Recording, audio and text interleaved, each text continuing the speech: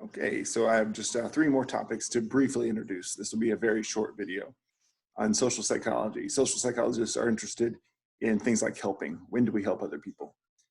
There's a famous story about this woman named Kitty Genovese, who I believe in the 1960s was trying to make it into her apartment building late at night. She just returned, she was a bartender, and some man attacked her before she could get into her apartment building. Several people heard her screams and opened their windows, so the story goes, but nobody contacted the police. Actually, somebody yelled, "Hey, get away from her." It scared the guy off. But then when he realized nobody was going to do anything, he came back 2 additional times and eventually killed her. It was reported at the time that 38 people had witnessed it but done nothing.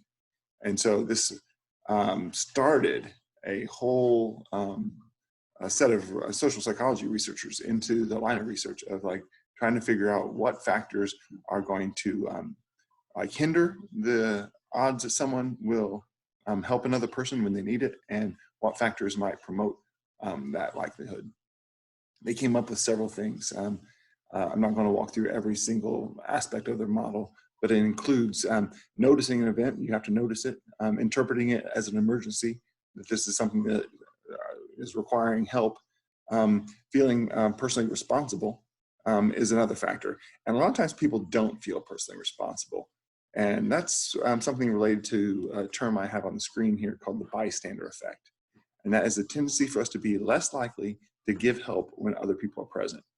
It's also called diffusion of responsibility. If something is diffused, like a diffuser, it sprays things out. If someone needs help and I'm in a crowd of 30 people, I'm going to only feel a little bit of that responsibility touch me, because I'm going to say, well, there's so many other people, why can't they do something about it? This is called the bystander effect. Actually, if you are in a situation where you need help, there's 2 things that you should hope for. One is that there's only one other capable person who's witnessing that, because they're going to feel very responsible.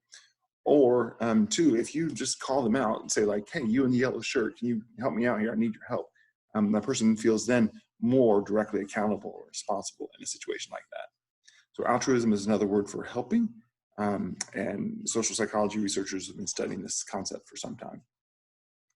Another area of social psychology research is on aggression. When do we hurt other people? When do we not? And what causes it? There are different types of aggression. Hostile aggression is that just heat, the flash and pan, kind of like intense emotional aggression where somebody strikes out because they're angry. But there's also instrumental aggression, where a person will act aggressively towards someone else because they have another goal in mind. Like they want to take something that belongs to someone else. So they may push a person down, take their stuff. Alternately, I mean, sports has a lot of instrumental aggression. You're using aggression as an instrument to get what you want. So even on the football field, there's going to be a lot of aggression between opposing teammates, but they're trying to achieve the goal of getting touchdowns. So that's instrumental aggression.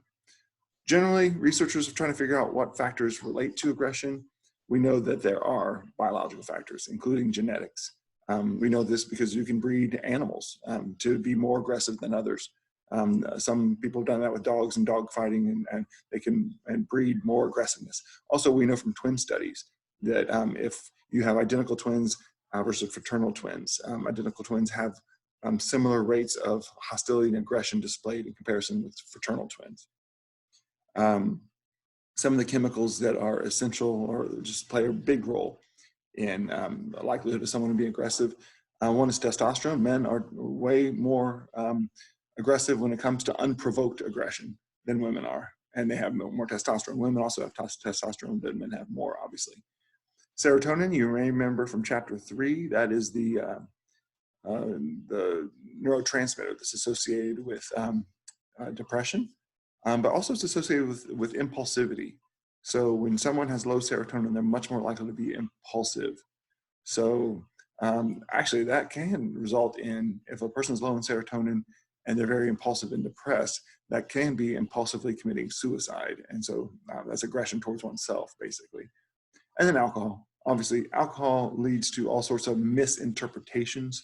And that can lead one to think like, oh, that person did that thing on purpose, and so now I'm going to strike out.